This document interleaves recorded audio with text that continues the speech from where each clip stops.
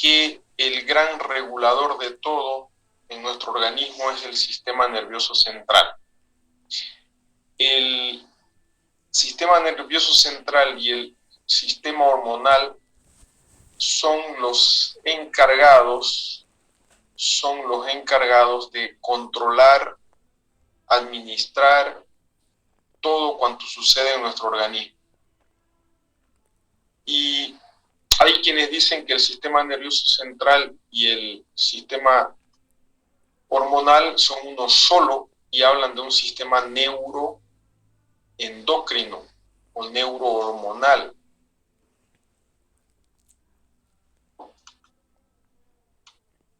Vamos a ver si corre este video. Cuiden sus micrófonos, por favor.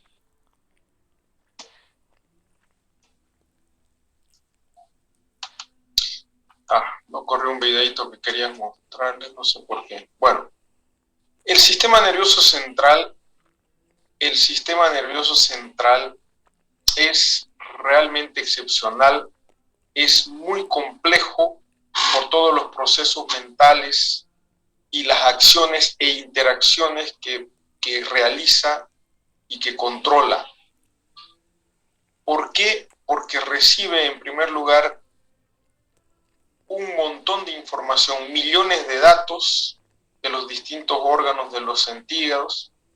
Esta información es recibida, integrada, analizada y a partir de ese análisis genera una determinada respuesta, pero además de eso tiene la capacidad de guardar toda esa información para poder ser utilizada posteriormente como una especie de base de datos que sirve para tener una experiencia previa, comparar con las nuevas experiencias y tomar determinaciones. El sistema nervioso entonces es el supremo rector de nuestra persona, es el que rige, controla, organiza todas las funciones, todo lo que sucede en nuestro organismo, corroborado, coadyuvado con el sistema nervioso endocrino u hormonal. El sistema nervioso se divide en tres sistemas: un sistema nervioso vegetativo o autónomo, un sistema nervioso sensitivo y un sistema nervioso motor. Esperen, vamos a dar paso a sus compañeros. El sistema nervioso sensitivo. A ver, nosotros estamos conectados con nuestro medio ambiente, estamos conectados con todo cuanto nos rodea gracias a los sentidos, gracias a los receptores sensitivos que son responsables de nuestra adaptación sensorial con el medio que nos rodea. Estos receptores sensitivos recogen los estímulos, frío, calor, luz, ruidos, etc. Todos los estímulos y sensaciones es recogida, captada por los receptores sensitivos, y toda esta información es llevada al sistema nervioso central, que analiza e interpreta esta información y tiene la capacidad de generar una respuesta. Las funciones del sistema nervioso parten de una experiencia sensitiva que proviene de estos receptores: los visuales, los auditivos, los táctiles y una serie de otros receptores como los quimiorreceptores, etcétera, etcétera, que son los que van a llevar esta información al sistema nervioso central. Esta experiencia sensitiva produce en algunos casos una reacción inmediata desde el cerebro, una respuesta. Esta respuesta casi siempre es motora, y el otro tipo de respuesta a esta experiencia sensitiva tiene que ver con el recuerdo, con el almacenamiento de esta experiencia. A ver, controlen sus micrófonos, jóvenes. Controlen sus micrófonos. Tito, Tintaya, Dayana.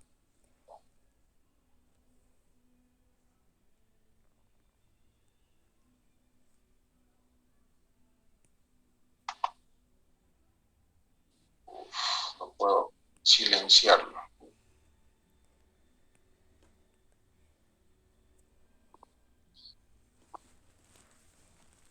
A ver, controlen sus micrófonos, no estoy pudiendo silenciar. Dayana.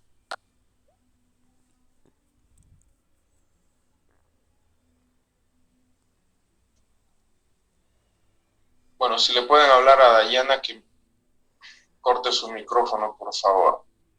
Bien, les decía que otra parte de la información es almacenada y queda como una experiencia, como un recuerdo. Esta experiencia o recuerdo puede durar minutos, horas, días, incluso años, y nos sirve para determinar, para comparar con las nuevas experiencias y determinar reacciones posteriores. ¿Sí? Ejemplos podemos poner un montón. Por ejemplo, a ver, una persona que sufre, no sé, un golpe o se quema con una vela, por ejemplo, esa experiencia pues le va a servir de que el fuego lastima, duele, destruye tejido, etcétera. La siguiente vez que se exponga ante la misma experiencia va a recordar que lastima, duele, quema, etcétera, y no cometerá el mismo error nuevamente o tomará precauciones. Entonces, decíamos que el sistema nervioso sensitivo nos conecta con el medio exterior, recoge información, la cual es analizada y puede generar una respuesta. Esta respuesta viene a través del sistema nervioso motor o efector, que viene a ser una de las funciones más importantes del sistema nervioso central, porque mediante este sistema se controla las distintas funciones corporales, ya sea mediante la contracción de músculos esqueléticos de todo el cuerpo, y gracias a eso nos movilizamos, mediante la contracción de los músculos lisos de los órganos internos. De esa manera funciona el aparato respiratorio, el corazón, el aparato digestivo, el sistema urinario, etcétera. Todo lo que ya hemos visto y que tiene que ver con los músculos lisos y que no lo podemos controlar nosotros, sino el sistema nervioso autónomo. Y o la secreción de las glándulas exócrinas endocrinas, que son el complemento del sistema nervioso y que cumplen el resto de las funciones. Entonces, todas estas acciones son funciones motoras del sistema nervioso en respuesta, la mayoría de las veces, a una acción o una señal del sistema nervioso sensitivo. Por lo tanto, se denominan efectores a los músculos y a las glándulas porque llevan a cabo las funciones ordenadas por las señales nerviosas de tipo motor que vienen del sistema nervioso central. Ahora, una de las funciones más importantes del sistema nervioso consiste precisamente en procesar la información, y esto nos diferencia por mucho del reino animal. Esta información que llega, o sea, aferente, para elaborar una respuesta motora adecuada, la mayoría de las veces consensuada, analizada en base a experiencias previas, ¿sí? Entonces, esto es muy importante porque todo lo que aprendemos o todas las experiencias que tenemos de cualquier tipo, sea sensitiva, visual, táctil, auditiva, cualquier tipo de experiencia sensitiva, esa información se guarda como experiencia y sirve para generar respuestas posteriores a experiencias iguales o similares. Sin embargo, el cerebro llega a desechar en función al día a día, en toda una vida, más del 99% de la información sensitiva que le llega. ¿Por qué? Porque es información que no tiene importancia. ¿Qué importancia puede tener si yo estoy yendo de mi casa, qué sé yo, a la universidad, y en el camino se me pasa, no sé, o en el camino en la esquina veo una persona que está fumando y con el celular en la mano? Lo vi, pero esa información es irrelevante, no se va a guardar si me llama algo la atención de esa persona porque se parece a alguien, bueno, se guardará un día, 2 días, pero va a pasar una semana y no me voy a acordar más, ¿verdad? O que al salir de mi casa me topé con un perrito que me ladró, pero bueno, si no me mordió no pasa nada y tal vez nunca más me acuerde. O sea, es información irrelevante que se pierde, que el cerebro desecha, pero todo lo importante o lo que nosotros creemos que es importante y queremos guardar como importante, pues sí se va a quedar. Una conversación, eh, un color, un olor, una primera experiencia, qué sé yo, de una salida con una pareja, la novia, el novio, un perfume.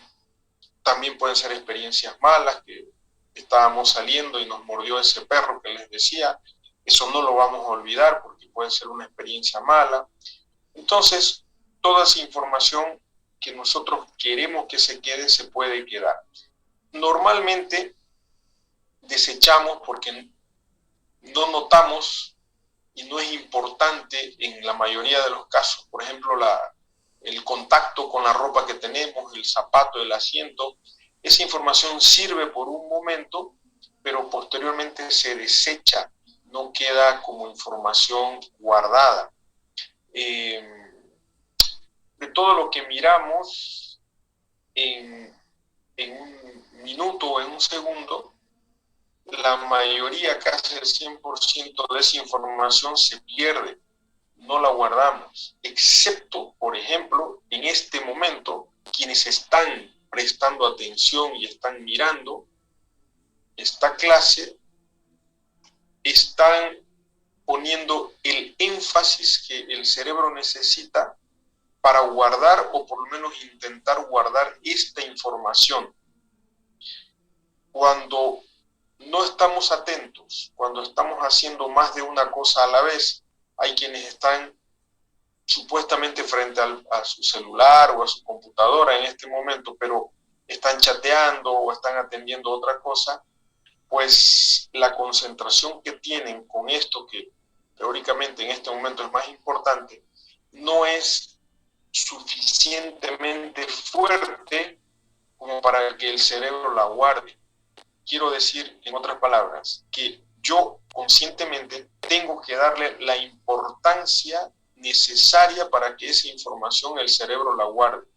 Si estoy haciendo varias cosas a la vez, no le estoy dando la importancia necesaria, entonces el cerebro no guardará esta información como algo relevante.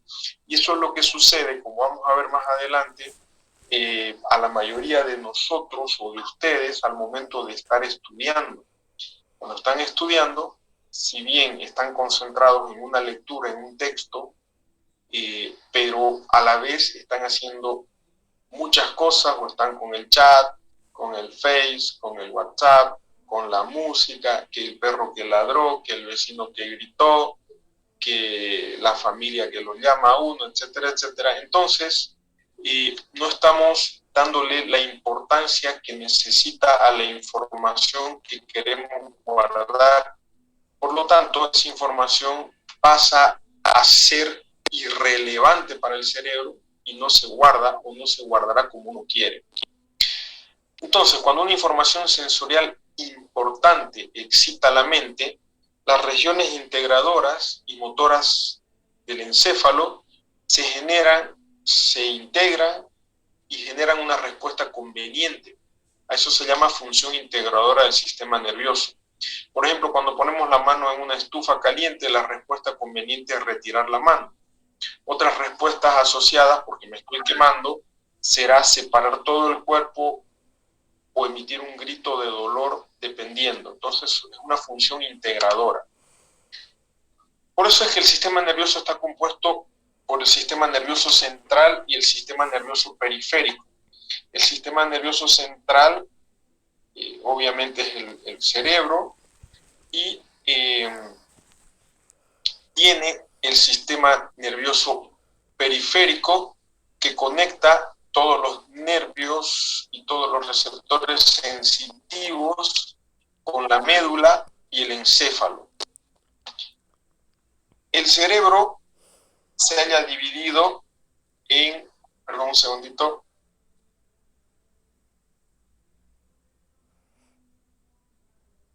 dos hemisferios, el izquierdo y el derecho. El hemisferio dominante es el hemisferio contralateral a la mano más hábil. Yo soy diestro, soy derecho. Por lo tanto, el hemisferio dominante, mi hemisferio dominante es el izquierdo. Y esto, las personas que son zurdas, su hemisferio dominante es el derecho. Hay quienes dicen, y hay suficiente evidencia para afirmar, que las personas que son zurdas son más inteligentes que los diestros. Esto hay que demostrarlo, no es solamente porque está escrito.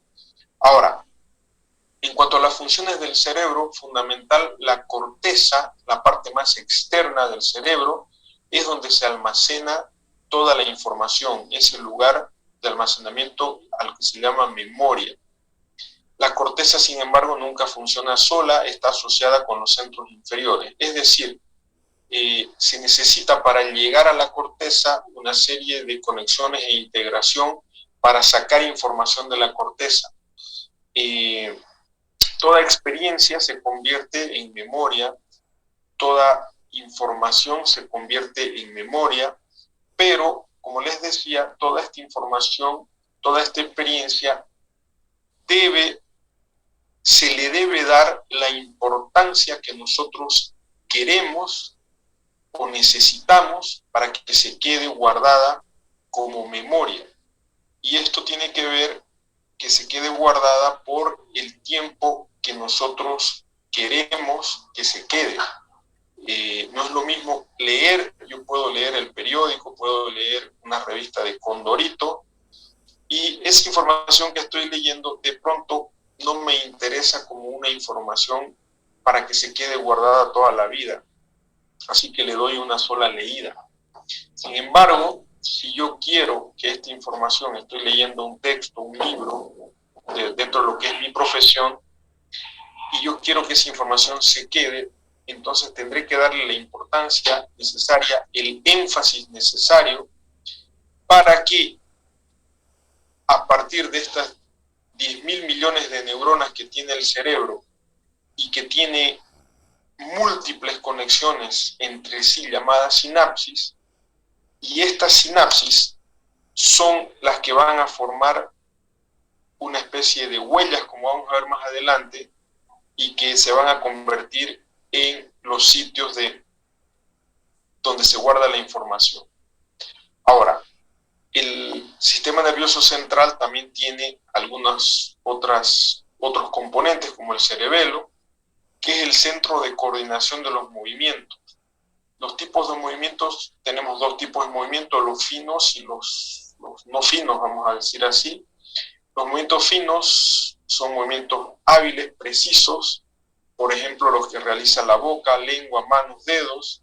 Y los movimientos burdos o no finos son menos hábiles, no son tan precisos como los otros, caminar, sentarse, andar, incluso correr. Ahora, toda esta información, todos estos movimientos son controlados, ojo, controlados, no he dicho que se generan por el cerebelo. El cerebelo es una especie de aduana o de control de calidad de los movimientos para que estos se mantengan en su característica como finos o no finos. Una lesión en el cerebelo va a ocasionar una incoordinación del movimiento, a lo que se llama ataxia, pero no va a producir nunca parálisis, porque el movimiento en sí no se genera en el cerebelo, se genera en la corteza motora. Por eso les decía, el cerebelo es una especie de aduana de control de calidad, ¿sí? Regula y coordina los movimientos, pero no es el encargado de generar. El tronco encefálico, ubicado por delante del cerebelo y por debajo del cerebro, está el bulbo, la protuberancia y el bulbo, protuberancia y pedúnculo. El bulbo es la parte más baja, la protuberancia al centro, el pedúnculo cerebral más arriba. Eh, Aquí en el tronco encefálico se encuentran los núcleos de los pares craneales. ¿Qué son los núcleos de los pares craneales? Son un grupo de células que regulan o controlan diferentes zonas específicas y funciones específicas. Son 12 pares craneales que van a controlar funciones específicas cada uno de estos nervios. Es decir, a partir de estos núcleos se generan los nervios que salen o llegan, y ya vamos a ver más adelante.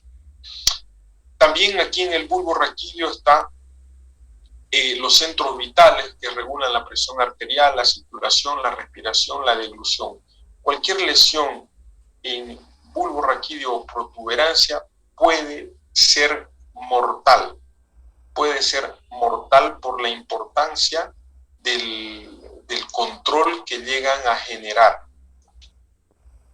Y la médula espinal es la parte del sistema nervioso situada en el interior del conducto raquídeo. Cada vértebra tiene un orificio y el conjunto de vértebras forman un conducto. De esta médula espinal por ambos lados o a cada lado salen las raíces raquídeas nerviosas, que son las que van a formar el sistema nervioso periférico.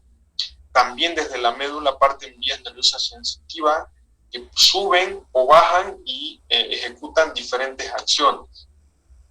Y la sinapsis es la unión de una neurona con otra neurona, o una neurona con una placa motora, una célula motora, o una neurona con una glándula, etc. Las sinapsis pueden ser químicas, que utilizan mediadores químicos que se llaman neurotransmisores. Estos neurotransmisores son elementos químicos que tienen la misión de hacer que la señal nerviosa, el potencial de acción, pase de una neurona a otra neurona, de una célula a otra célula. La mayoría de las sinapsis son de tipo química. También hay sinapsis eléctricas, son menos frecuentes.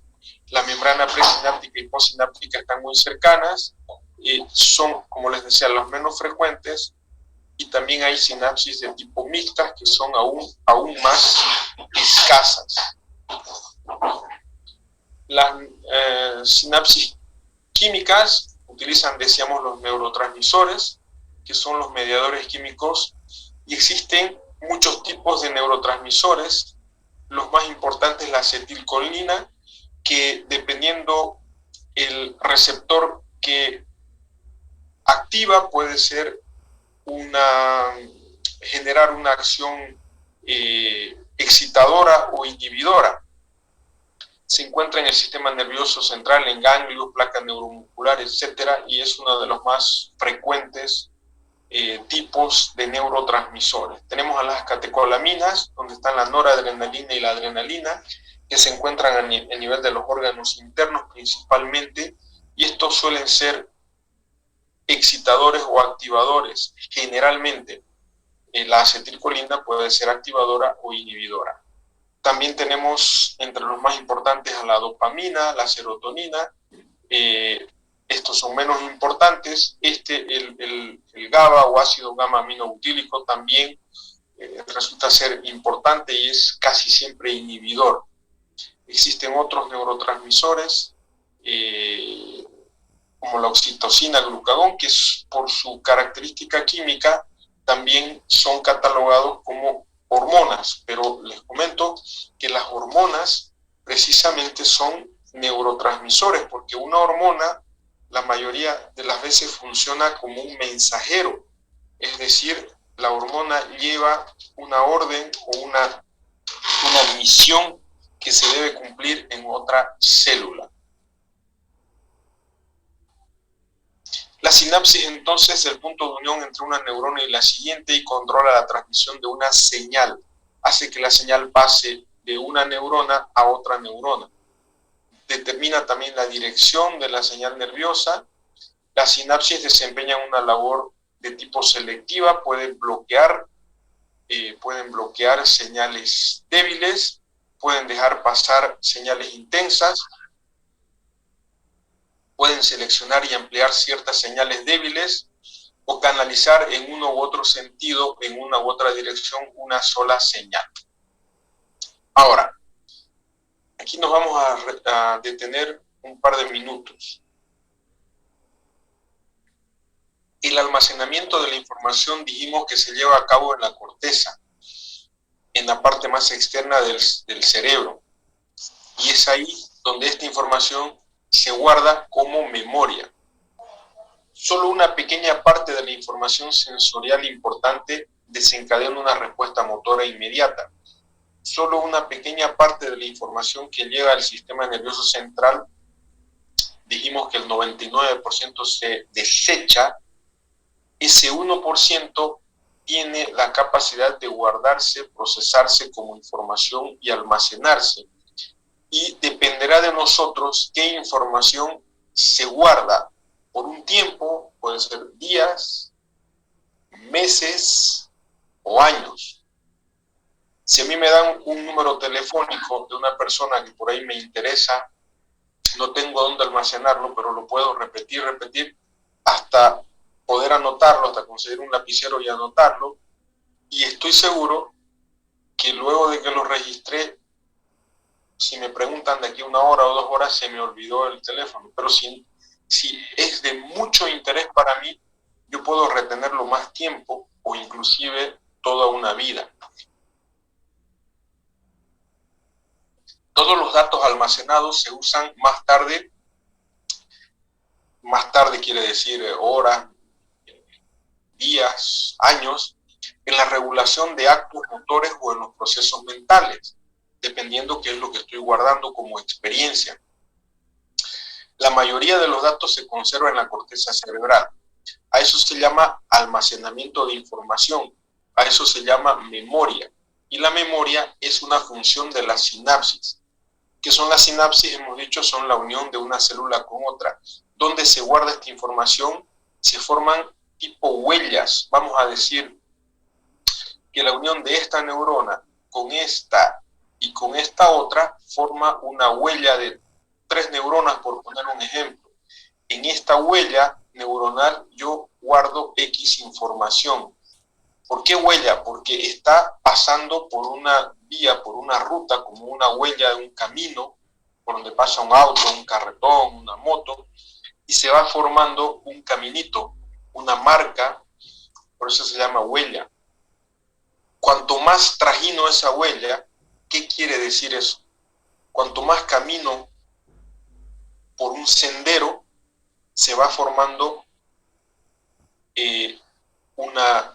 una huella, se va formando un caminito, se va formando una especie de pozo por donde pasa la huella del auto, por donde pasa los pies de una persona, y eso se va hundiendo, ¿verdad? Y se forma un senderito. Bueno, cuanto más trajino, más marcado es esa huella. Cuanto más repito, cuanto más utilizo esa información, más tiempo se guarda.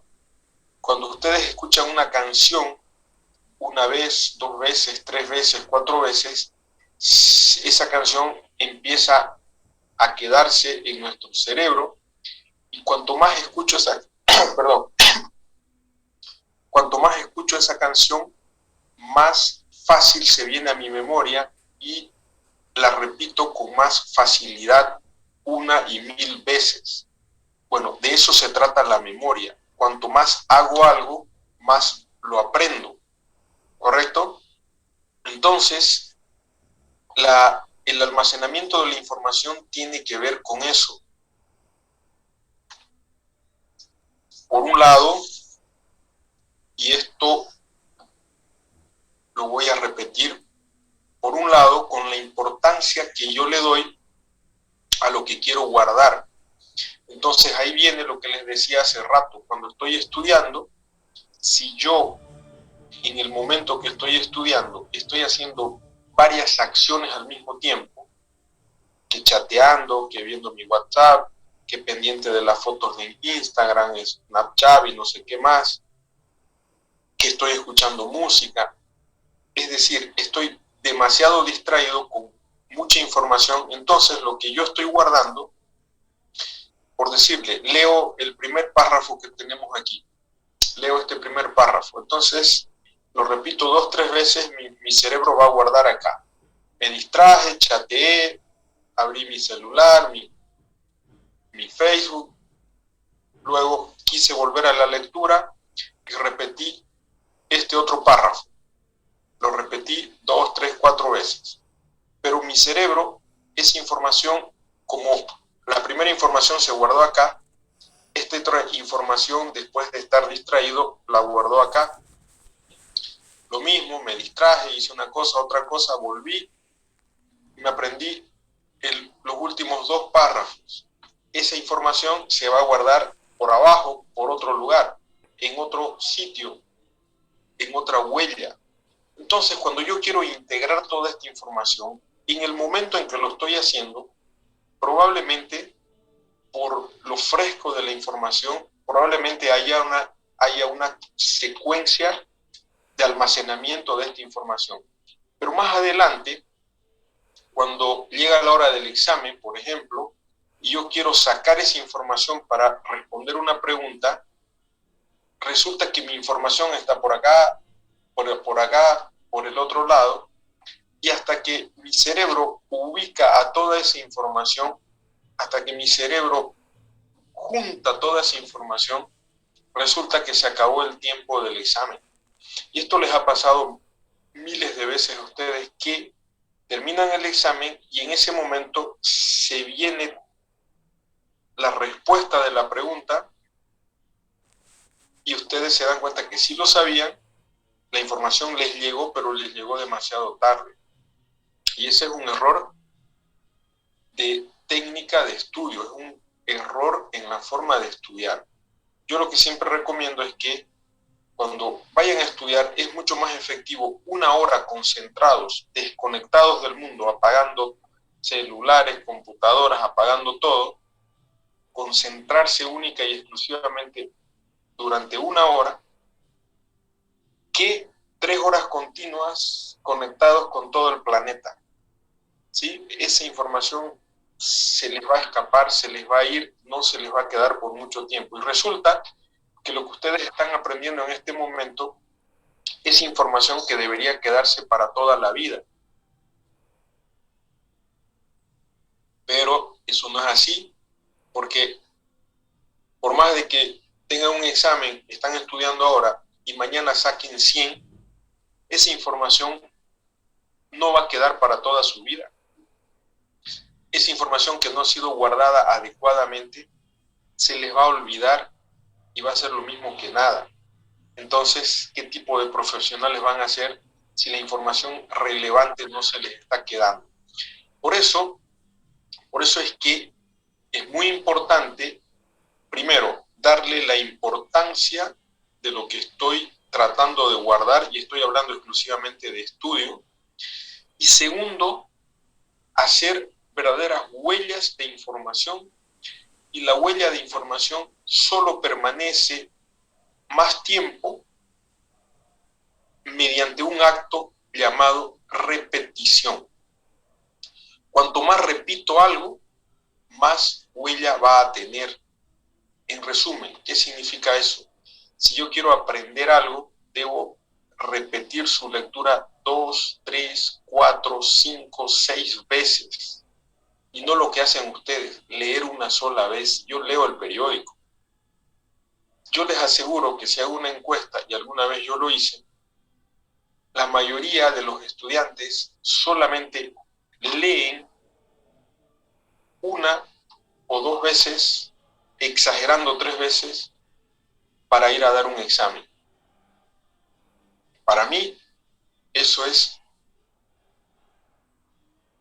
va a dar como resultado un profesional mediocre. Y una vez tuve la oportunidad de hacer una encuesta y le pregunté a 10 de mis mejores alumnos cuántas veces habían leído para ese examen. La mayoría me dijo, no, todos de esos 10 buenos alumnos me dijeron más de 4 veces, un promedio de 5 y 6 veces leyeron el tema. esas personas serán excelentes profesionales. Entonces, mi mensaje es, ustedes quieren ser buenos estudiantes, recuerden esto, deben leer su información más de 4 o 5 veces, pero concentrados y dándole la importancia que necesitan, porque no sirve leer 3 veces, 4 veces, 5 veces, si al mismo tiempo están conectados con todo el planeta, incluyendo la galaxia entera.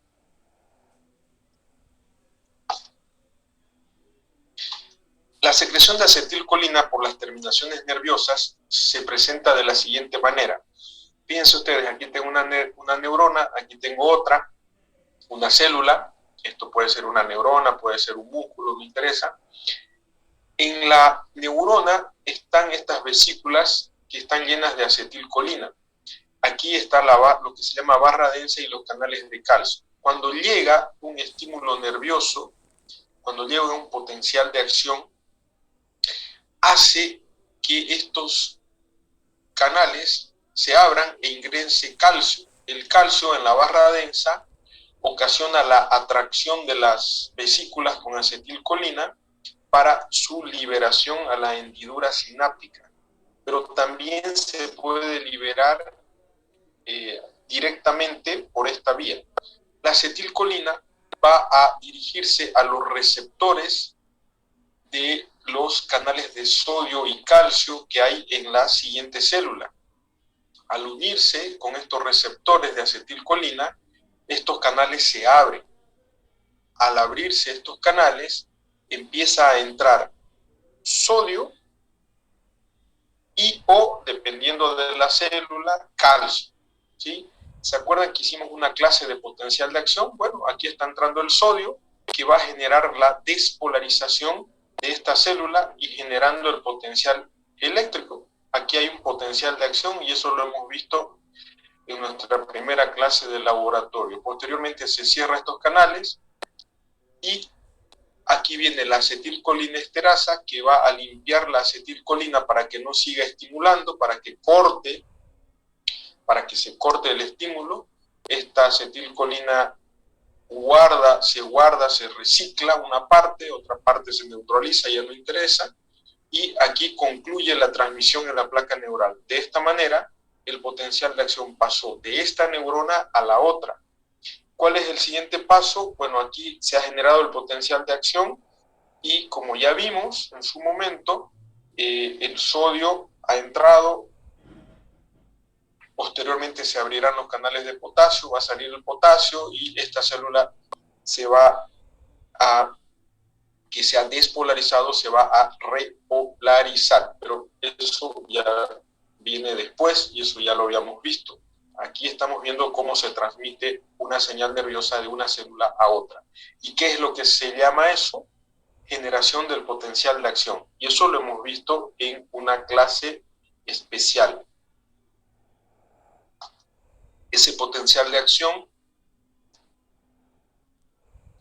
se dirige por toda la membrana celular y si esta es una placa o célula muscular, ese potencial de acción va a activar unos canales para apertura de calcio. El calcio entra, también del retículo endoplasmático, el calcio de aquí abre otros canales, el calcio sale y ese calcio viene y activa el sistema de miosina y actina para la contracción muscular. Entonces, de esta neurona ha pasado a una célula muscular y el potencial de acción, y ese potencial de acción genera el movimiento muscular. Posteriormente, para que acabe la contracción muscular, el calcio se guarda. ¿Se acuerdan que dijimos que había 3 lugares donde había ¿qué se llama? Los canales con transporte activo? Dijimos la bomba sodio-potasio, el canal de hidrogeniones y los canales de calcio. Bueno, Uno de ellos dijimos que estaba en los retículos endoplasmáticos, que guarda el calcio para que se termine la contracción muscular, ¿sí? Y de esa manera se completa, en este caso, gracias al potencial de acción que pasó de esta neurona a la célula muscular, se generó la contracción muscular y ahí se acabó. Bien, para ir terminando, vamos a hablar de la fisiología sensorial, la sensibilidad somatoestésica. Dijimos que nos conectamos con el medio exterior a través de los receptores sensitivos. El ser humano se conecta con el mundo que le rodea mediante los receptores sensitivos. Son las sensaciones que podemos percibir, las denominadas sensaciones sensoriales, como la vista, el olfato, el oído y el gusto. Hay otras sensaciones a las que denominamos sensaciones sensibles o táctiles, que les vamos a llamar sensibilidad somatoestésica. Los impulsos que llegan al sistema nervioso, dijimos, vienen de los receptores sensitivos. Estos receptores sensitivos detectan tacto, sonido, luz, dolor, frío, calor. Estos receptores tienen, pregunta de examen, la misión de convertir ese estímulo, cualquiera de estos, tacto, sonido, luz, dolor, frío, calor, ese estímulo en una señal nerviosa. Lo que acabamos de ver en un potencial de acción.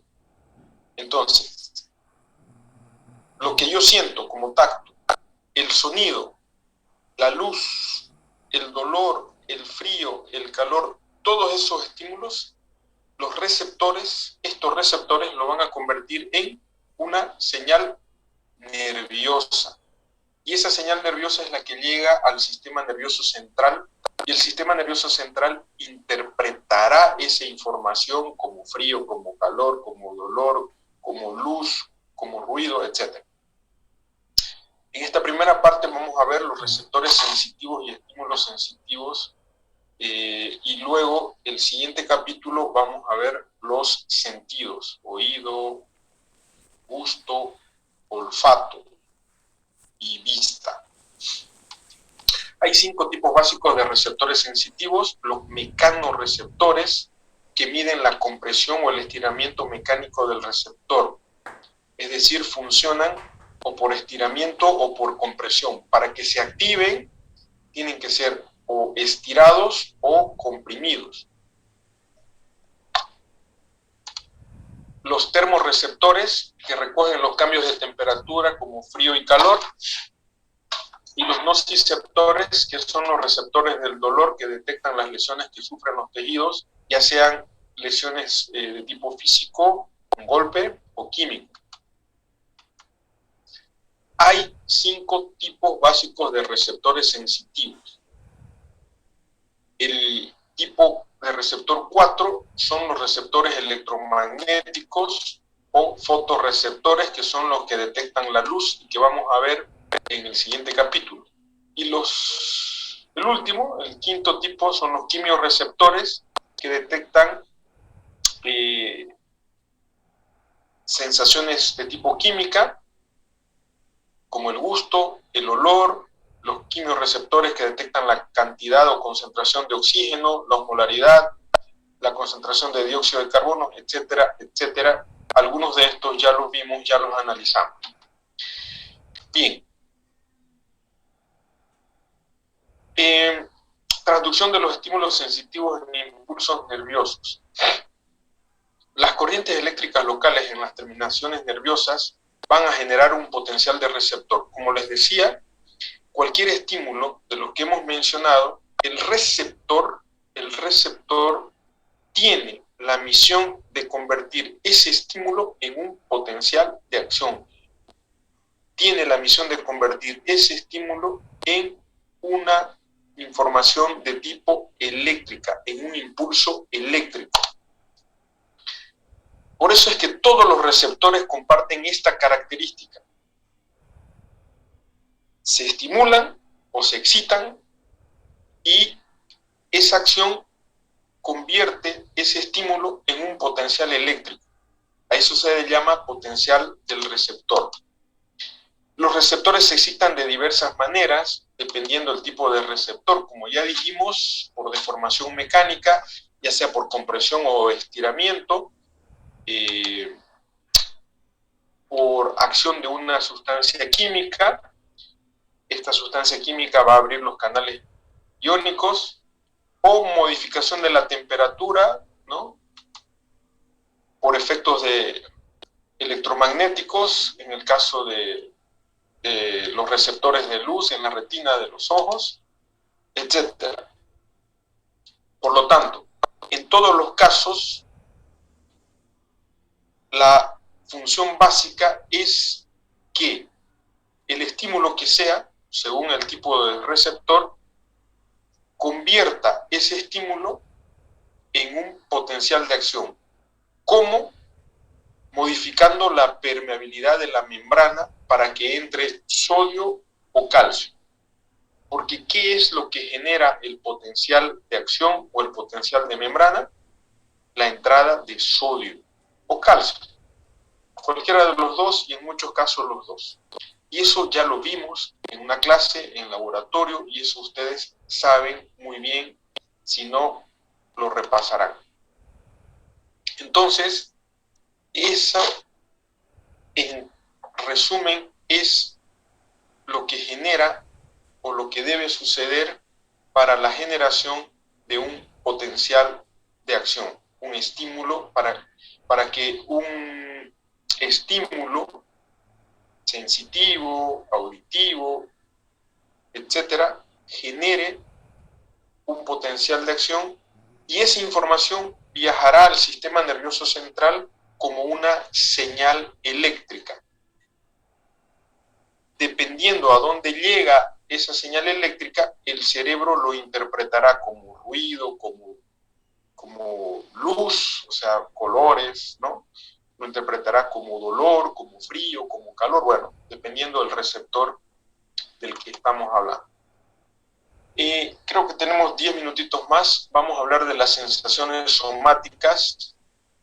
Entonces, las sensaciones somáticas, la sensibilidad somática es el mecanismo nervioso que recopila la información sensitiva de todo el cuerpo.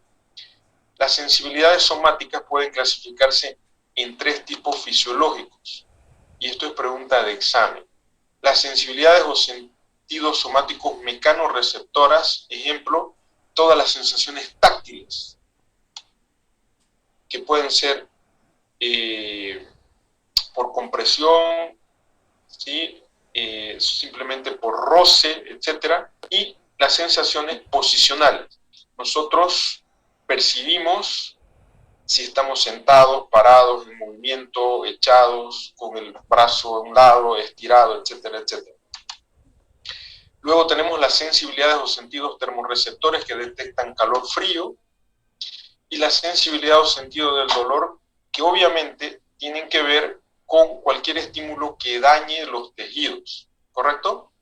Entonces, las primeras, la sensación táctil abarca la sensación de tacto, presión, vibración, cosquilleo, y la posicional, como les decía, la posición estática, ya sea que estemos sentados, echados, etcétera, o en movimiento.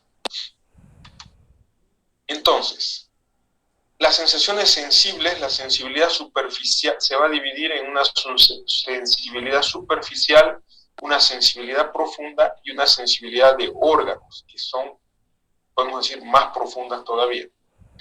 La sensibilidad superficial están los receptores que están localizados en la piel, que van a captar el tacto ligero, la presión, la temperatura, el dolor superficial. La sensibilidad profunda son receptores que están, como su nombre lo indica, más internos, más profundamente en la piel o en tejidos más profundos. Y estos van a captar dolor más profundo, presión o propiocepción. La propiocepción es el sentido de la posición de las articulaciones. Yo puedo estar con los ojos cerrados y me puedo dar cuenta si estoy con los brazos extendidos, flexionados, etcétera, etcétera, gracias a la información que llega de las articulaciones al cerebro, que le mande información de la posición de esa articulación, si está estirada, doblada, etcétera, ¿no? Y luego tenemos la sensibilidad de los órganos, intestino, corazón, pulmón, riñón, etcétera, que van a captar dolor, compresión y también vibración. Tipo de estimulación. Las energías para estimular un receptor pueden ser de muchos tipos. Esto ya lo vimos: mecánica, química, térmica, ondas electromagnéticas, presión. Ya lo vimos esto cuando hablamos de los otros receptores. Cada receptor responde especialmente a un estímulo.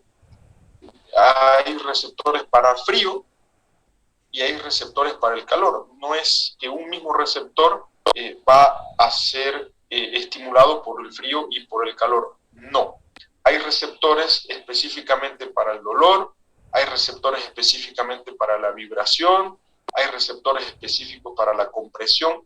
Algunos de estos pueden compartir funciones, pero en general hay receptores específicos para los diferentes estímulos.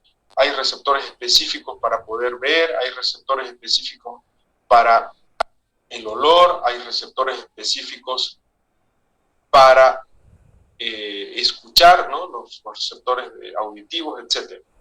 Cuando un estímulo es específico y adecuado a ese receptor, se va a producir la excitación, lo que ya vimos. A eso se llama potencial de receptor, que es una despolarización de ese receptor, genera un potencial eléctrico y esa señal es enviada al sistema nervioso central.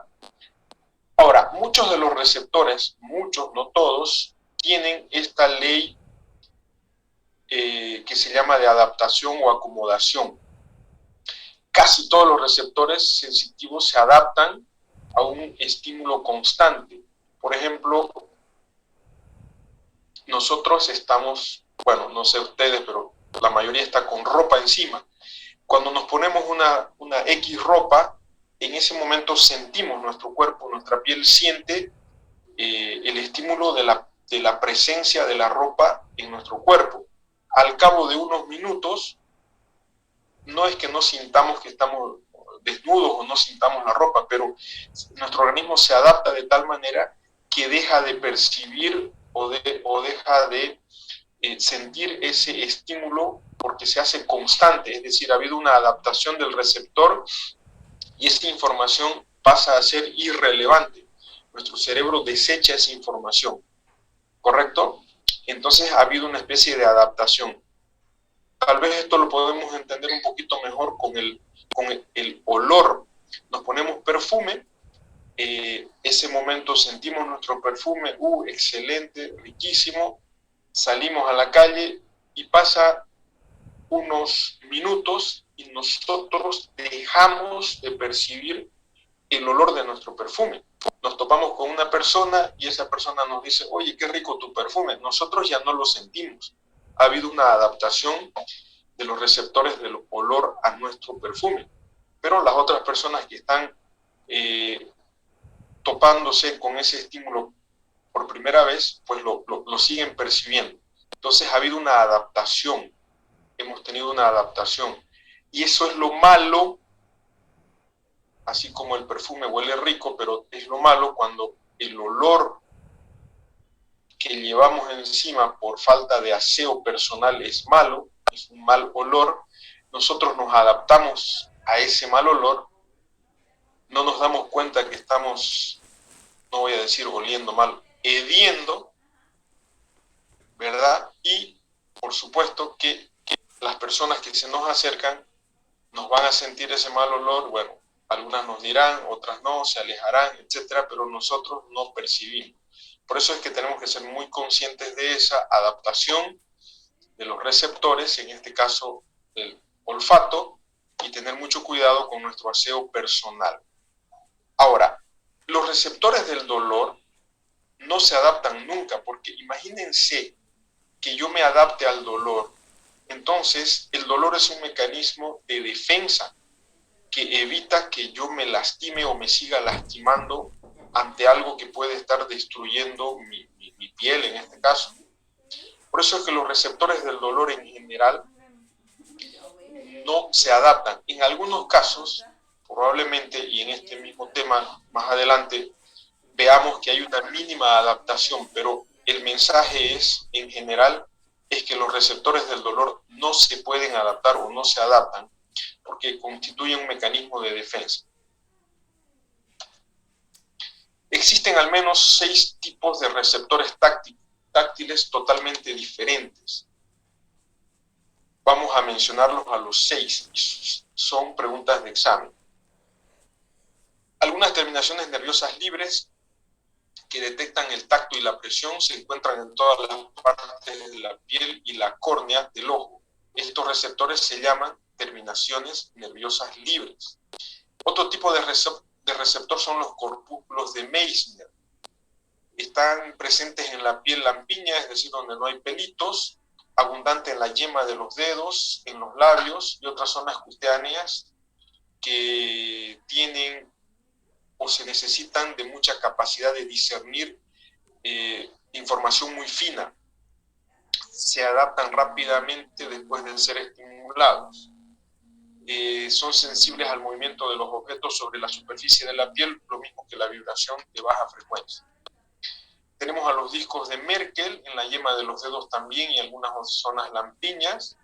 Las partes de la piel dotadas de pelo presentan una cantidad menor. Son receptores de adaptación relativamente lenta y son responsables de suministrar las señales estables que permiten determinar un contacto continuo de los objetos contra la piel. Estos receptores, por ejemplo, nos permiten percibir la piel, la ropa que llevamos encima. Los órganos terminales del pelo tienen la característica, como ven aquí en la imagen, de que en la raíz del pelo, esto es importante porque cualquier movimiento de los vellos o pelos estimulan estos receptores y son importantes porque ayudan mucho, básicamente, para detectar objetos de movimiento sobre la superficie del cuerpo. Una mosca, un insecto, al tocar un pelito, pues lo estimula y nosotros vamos a percibir la presencia de este insecto que podría picarnos y transmitirnos alguna enfermedad, etcétera, etcétera. Lo malo es que se adaptan con rapidez. Luego tenemos a los órganos terminales de Ruffini, ubicados en las capas más profundas de la piel, en algunas cápsulas articulares. Se adaptan muy lentamente y son importantes para comunicar el estado de formación del tejido o de la articulación, ¿sí? Las señales de contacto intenso prolongado y de presión, cuando tenemos una ropa muy ajustada, por ejemplo, y los que están en las cápsulas articulares indican el grado de rotación de la articulación, y como les decía, esto sirve para darnos cuenta si estamos con la pierna, el codo estirado, sentados, echados, parados, etc.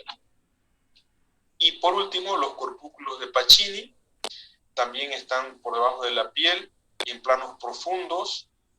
Únicamente son estimulados por una compresión local, se adaptan en pocos centésimas de segundo y son importantes para detectar la vibración del tejido y otros cambios rápidos del estado mecánico de los tejidos, como la presión.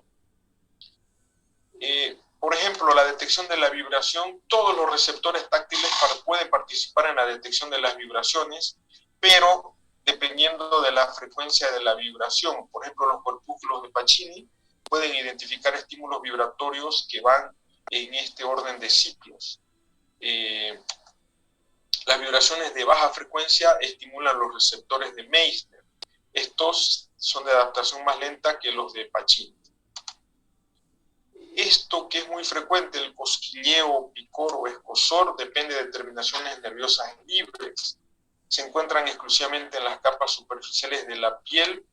El propósito de esta sensación de picor es la de atraer la atención hacia estímulos superficiales leves, por ejemplo, la presencia de insectos, una pulga, de un mosquito, etcétera, de una hormiga, mosca, etcétera, que nos puede, como les decía, llegar a lastimar, transmitir una enfermedad, etcétera, etcétera. Entonces, al darnos esa sensación de escozor o de picor, nosotros llevamos la mano y para para que se acabe, para que se corte esa sensación, tenemos que rascarnos, pero ese acto hace que nos libremos de ese agente insecto invasor. El picor puede aliviarse solamente con el rascado y de esa manera eliminamos el agente causante. Se cree que las señales de dolor suprimen también las señales de picor. A veces hay ocasiones en las que para que nos deje de picar tenemos que ocasionarnos cierto grado de dolor, ¿correcto? Les ha pasado muchas veces, nos ha pasado muchas veces a todos, que provocando sobre ese receptor una pequeña sensación en esa zona de dolor, suprime al escozor y bueno, y nos deja de picar. Bien, las áreas estructurales de Brodmann, fíjense, este es un cerebro y al cerebro se lo ha mapeado en la mayoría de los casos con números, aunque algunas áreas que tienen números también tienen nombres específicos. ¿De qué sirve esto? Por ejemplo, las áreas somatosensitivas 1, 2 y 3, aquí llegan todas las sensaciones sensitivas de nuestro organismo, al área 1, 2 y 3. Por ejemplo, el área 17 y 18 tienen que ver con la visión.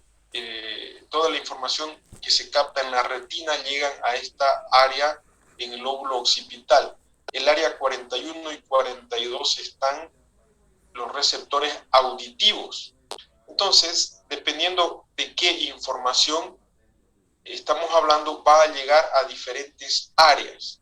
Por eso es que cuando hay un tumor, una lesión, un accidente cerebrovascular, dependiendo el área del cerebro que se ve lastimada, ¿sí?, dejará una secuela o consecuencia. Una persona que se golpea o tiene un tumor en esta zona, pues va a quedar ciega.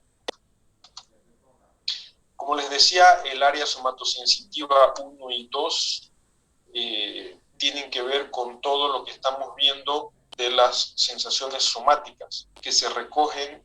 Por ejemplo, el área somatosensitiva 1 le llega información del muslo, tórax, cuello, hombros, manos, dedos de la mano, lengua, abdomen.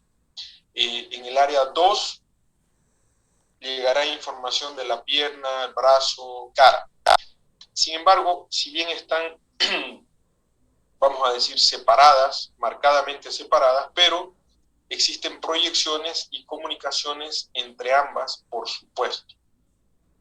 Y para terminar y quedar aquí, vamos a hablar de la sensibilidad térmica, los receptores térmicos y su excitación. El ser humano puede percibir diferentes grados de temperatura o sensación térmica que van desde el frío intenso al calor intenso, desde el frío de congelación, pasando por el frío, el fresco, temperatura. Ahorita creo que estamos aquí, ¿no? Temperatura normal, templado tibio, cálido o calor ardiente o abrasador. Entonces, las gradaciones térmicas se distinguen como mínimo por 3 tipos de receptores.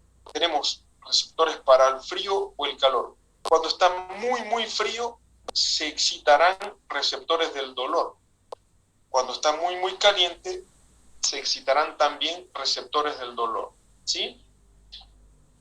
Los receptores para el frío y para el calor están situados inmediatamente por debajo de la piel en puntos sueltos separados entre sí.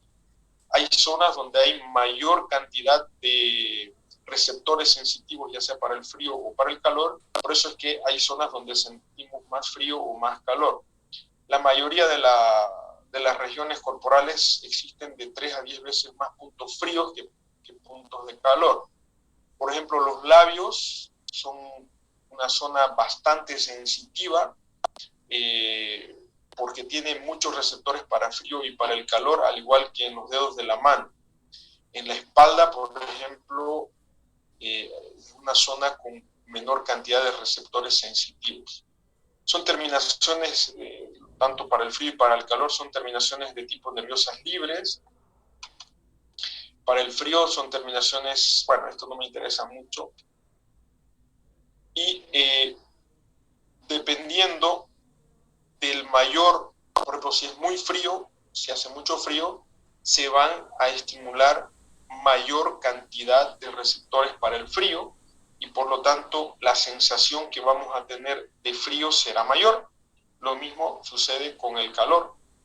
Y repito, cuando estamos en un extremo de muy frío, hace mucho frío, pues además de los receptores del frío, se llegan a estimular los receptores del dolor. Por eso es que hay estímulos de frío que llegan a producir incluso dolor. Si no me creen, agarren un cubo de hielo durante algunos segundos y van a ver que primero sentirán frío y posteriormente dolor. No les digo que hagan lo mismo con el calor, porque con el calor se pueden quemar y se pueden lastimar y producir lesiones muy graves, pero exactamente sucede lo mismo. Y vamos a quedar aquí en las sensibilidades somáticas y vamos a hablar el próximo martes específicamente del dolor. Aquí vamos a quedar.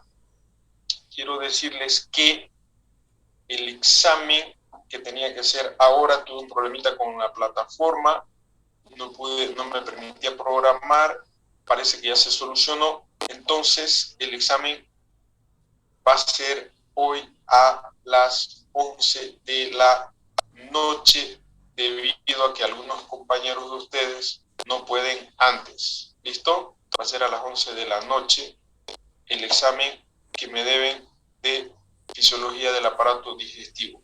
Este tema lo vamos a concluir el día martes. Al día siguiente, el miércoles, dan examen. Les estoy avisando una semana antes, y esto porque también tenemos la próxima semana el tema de las exposiciones. Eso lo van a coordinar con sus auxiliares. ¿Tienen alguna pregunta? Doctor, buenas tardes. Disculpe, ¿el examen va a ser por la página de la universidad nuevamente o no va a enviar un enlace? Ya se van a enterar en la noche.